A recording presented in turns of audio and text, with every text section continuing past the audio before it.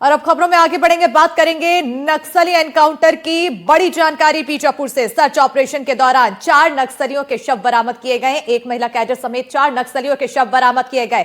मुठभेड़ स्थल से AK-47 और अन्य हथियार भी बरामद हुआ। क्षेत्र में सघन सर्चिंग अभियान जारी है। DVCM दिलीप बेड़जा की सूचना पर किया था सर्च ऑपरेशन। सर्च ऑपरेशन के दौरान हुई थी मुठभेड़। इस वक्त की बड़ी जानकारी आपको बीजापुर से दे रहे हैं। बीते दिन रुक रुक कर पूरे दिन फायरिंग होती रही, जमकर मुठभेड़ हुई। सर्च ऑपरेशन के दौरान 4 नक्सलियों के शव बरामद किए गए। एक महिला कैडर समेत 4 नक्सलियों के शव बरामद किए गए। मुठभेड़ स्थल से AK-47 और अन्य हथियार बरामद किया गया है। तो वहीं क्षेत्र में सघन सर्चिंग अभियान जारी है। DVCM दिलीप बेड़जा की सूचना पर सर्च ऑपरेशन किया था। सर्च ऑपरेशन के दौरान मुठभेड़ हुई थी। तो बड़ी जानकारी आपको बता रहे हैं, नक्सलियों के खात्मे के लिए लगातार प्रशासन की तरफ से, सुरक्षा बलों की तरफ से एक्शन लिया जा रहा है। और इसी एक्शन के बीच जब सर्च ऑपरेशन चलाया जा रहा था तो मुठभेड़ हुई और सर्च ऑपरेशन के दौरान 4 नक्सलियों के शव बरामद किए गए। जिला बीजापुर की उत्तरी पश्चिम क्षेत्र में माओवादी संगठन के DKSLC member Paparao, DVCM Dilip Vejja एवं अन्य माओवादी कैडर की उपस्थिति का सूचना के आधार पर DRG, कोबरा एवं STF का संयुक्त टीम अभियान के लिए रवाना हुई। अभियान के दौरान आज दिनांक 17 जनवरी के प्रातः से लेकर अनेक बार माओवादी एवं सुरक्षा बल के बीच में मुठभेड़ हुई। मुठभेड़ के उपरांत इलाका के सर्चिंग में 4 माओवादी कैडर के डेड बॉडी, 2 AK-47 राइफल, 1 303 एवं अन्य आर्म्स अम्युनिशन भी सुरक्षा बल द्वारा बरामद की गई। मुठभेड़ में मारे गए माओवादी कैडर में एक का शिनाख्ती DVCM दिलीप वेज्जा, जो नेशनल पार्क एरिया कमेटी के इंचार्ज है, उनके रूप में हुई। शेष अन्य 3 माओवादी कैडर का शिनाख्ती अभी करना बाकी है।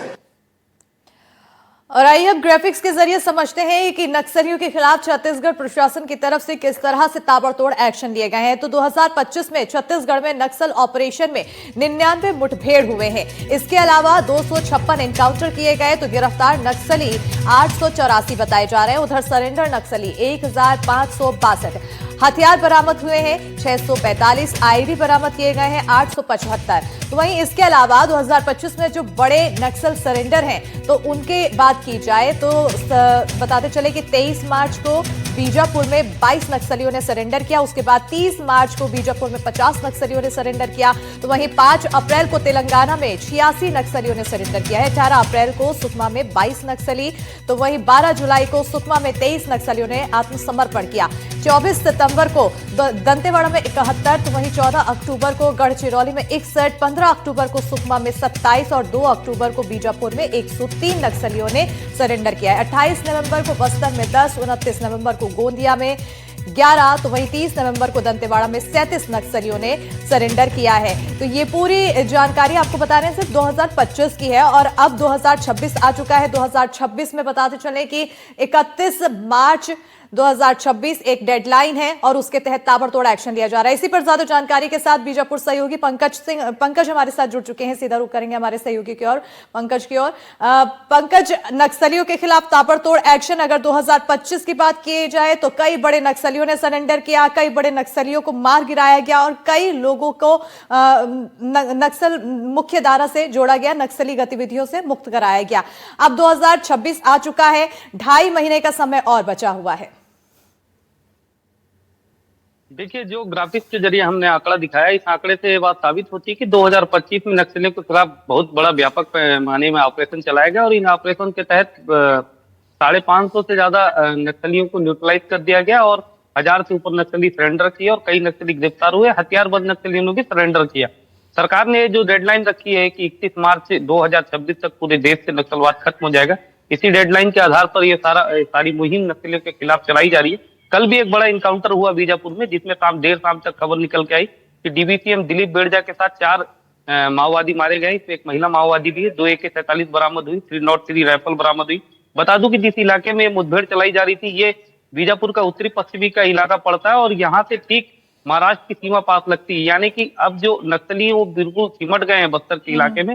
वो जो रेड कॉरिडोर बस्तर और महाराष्ट्र और अन्य राज्यों की जो सीमाएं लगती, उन इलाकों में शरण स्थली बना करके छुपने का प्रयास कर रहे हैं। कल फोर्स को ये भी जानकारी मिली थी कि इस इलाके में पापाराव और DVCM दिलीप बेड़जा की मौजूदगी, इसी पर ये पूरा ऑपरेशन चलाया गया था और पुलिस ने एक बड़ी सफलता हासिल की। अगर बिल्कुल भौगोलिक परिस्थिति की अगर क्योंकि पंकज अभी दिलीप बेड़जा का नाम सामने आया, उसका शव बरामद किया गया है। अब और कितने जो बड़े नाम हैं नक्सलियों से जुड़े हुए हैं जिनको अभी भी या तो आत्मसमर्पण करना बाकी है या फिर इनको अभी भी ढेर करना बाकी है, जिनके जरिए एक जो आखिरी ताबूत है कील वो जो ठोकी जा सके नक्सल मुक्त होने की ओर, और दूसरी ओर जो मकसद है विकास का वो आखिर कितनी तेजी से हम पूरा कर रहे हैं इस नक्सलियों के खात्मे के साथ साथ?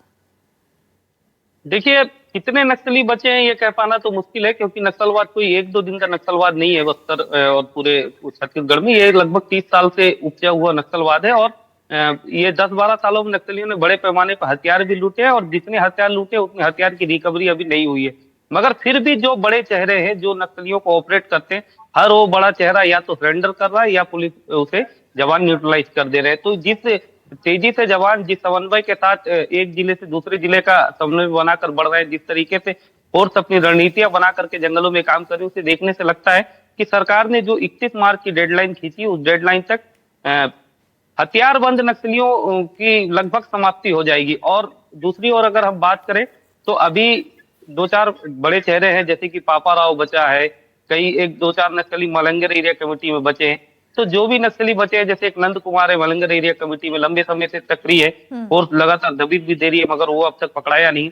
तो इस तरीके से एक एक करके सरकार जवान सभी को न्यूट्रलाइज कर रहे हैं, और जवान लगातार इलाके में सर्चिंग कर रहे हैं। तो कहीं ना कहीं नक्सलवाद को बहुत बड़ा झटका लगा है। जी बिल्कुल, एक बड़ा झटका लगा है और लगातार जवानों की तरफ से सर्चिंग का कार्य जारी है। तो वहीं अगर आंकड़ों को देखें तो 2025 में जिस तरह से कार्रवाई हुई है, उस कार्रवाई को देखते हुए नक्सलियों में भी बैकफुट नजर आ रहा है और खौफ देखने को मिल रहा है। जो थोड़े बहुत नक्सली बचे हुए हैं उनमें अब काफी भय दिखाई दे रहा है। बहरहाल बहुत शुक्रिया पंकज तमाम जानकारी देने के लिए।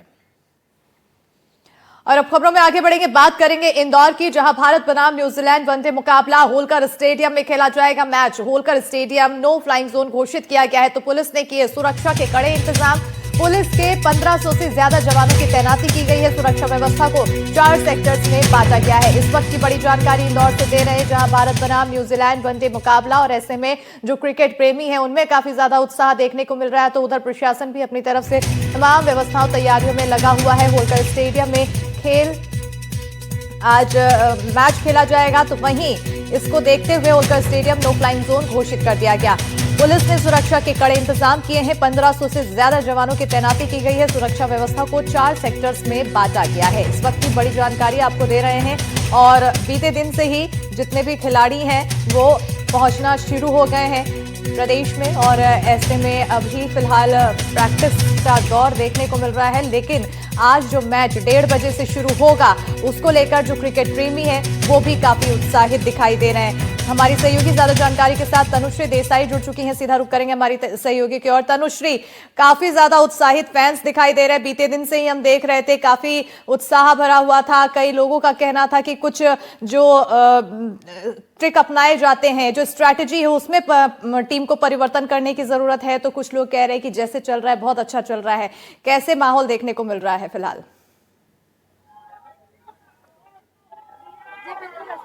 होलकर स्टेडियम के बाहर ही मौजूद है। मेरे पीछे जो उससे आप अंदाजा लगा सकते हैं किस तरीके से जो फैंस हैं, जो दर्शक हैं, उनमें भारी उत्साह देखने को मिल रहा है। तो वहीं अगर प्रशासनिक तौर पे बात करें तो यहाँ पर भारी सुरक्षा व्यवस्था भी देखने को मिल रही है। पुलिस जवान जो है 1500 से अधिक पुलिस जवान जो है अंदर और बाहर तैनात रहेंगे। इसी के साथ ड्रोन से निगरानी की जाएगी। पूरे स्टेडियम को नो फ्लाइंग जोन घोषित कर दिया गया है। तो वही अब मैं आपको दिखाऊंगी किस तरीके से यहाँ पर जो माहौल है वो बना हुआ है, और यहाँ पे लगातार जो फैंस है वो इकट्ठा हो रहे हैं। फैंस में भारी उत्साह भी है। हम बातचीत भी करने का प्रयास करेंगे कि उत्साह है इन लोगों में, कितना एक्साइटमेंट है, क्योंकि होलकर स्टेडियम के बाहर अभी से यानी दोपहर 1:30 बजे से मैच चालू होना है, पर अभी 10 बजे से यहाँ पे लोगों की भीड़ आना शुरू हो चुकी है। यहाँ पे लोग इकट्ठा होना चालू हो चुके हैं, इंतजार कर रहे हैं कि कब दरवाजे खुलेंगे, कब एंट्री मिलेगी। इसीलिए सभी लोग यहाँ पे इंतजार कर रहे हैं, वेट कर रहे हैं। सर, मैं आपसे 2 मिनट बातचीत करना चाहूंगी, कितना एक्साइटमेंट है? कितना एक्साइटमेंट है? एक्साइटमेंट बहुत जबरदस्त है, और आज इंडिया टीम जीतेगी और इंदौरी पोहा खा के जीतेगी। आप कुछ बनाकर भी लाए हैं। देखिए, इस तरीके के पोस्टर्स भी लोग बना के ला रहे हैं क्रिकेट का है, और जो इस तरीके के बैनर्स है वो भी लोग बना के ला रहे हैं, क्रिकेट प्रेमी बना के ला रहे हैं। और खासतौर पर रोहित और विराट को लेकर यहाँ पे लोगों की एक्साइटमेंट देखने को मिल रही है। लोग एक्साइटेड है, लोग यहाँ पर जो है पहुंच रहे हैं होलकर स्टेडियम के यहाँ पर। जो 3 दरवाजे भी बना दिए गए हैं, मैं आपको दिखाऊं किस तरीके से यहाँ पर 3 दरवाजे हैं वो बना दिए गए हैं, जिसमें सतीश मल्होत्रा गेट है, A1 B1 गेट है और उषा राजे होलकर गेट भी यहाँ पर देखने को मिल रहा है। लोगों में भारी उत्साह है, लोगों में भारी एक्साइटमेंट है यहाँ पर, और इस तरीके के इंतजाम यहाँ पर किए गए हैं और बैरिकेडिंग है वो कर दी गई है, और इसी के साथ पुलिस भी यहाँ पे तैनात है। पुलिस सुबह से यहाँ पर आ चुकी है लगातार। बिल्कुल तनुश्री, मैं चाहूंगी कि आप ज्यादा से ज्यादा जो वहां पर क्रिकेट प्रेमी इकट्ठा हुए हैं उनसे बात करें, उनसे जानने की कोशिश करें किससे सबसे ज्यादा उम्मीद है, किस तरह से आज स्ट्रेटजी अपनाना चाहिए टीम को, और साथ ही साथ कि न्यूजीलैंड की टीम को वो कितना ज्यादा स्ट्रांग मानते हैं और किस तरह से उनके सामने टीम इंडिया को अपना प्रदर्शन देना चाहिए।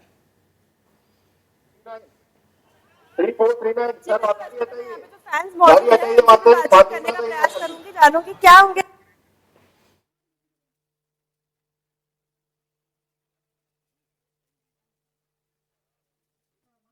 बिल्कुल तनुश्री बने रहिएगा, लेकिन देखिए हम तस्वीरें जिस तरह से हमने दिखाई कि जो वहाँ पर फैंस हैं बड़ी संख्या में इकट्ठा हुए हैं, और ना सिर्फ कम उम्र के, हर वर्ग के यहाँ पर लोग इकट्ठा हुए हैं, हाथों में पोस्टर। रोहित शर्मा और कोहली से काफ़ी ज़्यादा लोगों को उम्मीदें हैं और ऐसे में पोस्टर्स देखने को मिल रहा है। साथ ही साथ स्ट्रैटेजी की बात की जाए तो कई लोगों का कहना है कि जिस फॉर्म में खेला जा रहा है अभी वो फॉर्म बिल्कुल सटीक है, तो कुछ लोग अपने अलग विचार यहाँ पर बयां कर रहे हैं।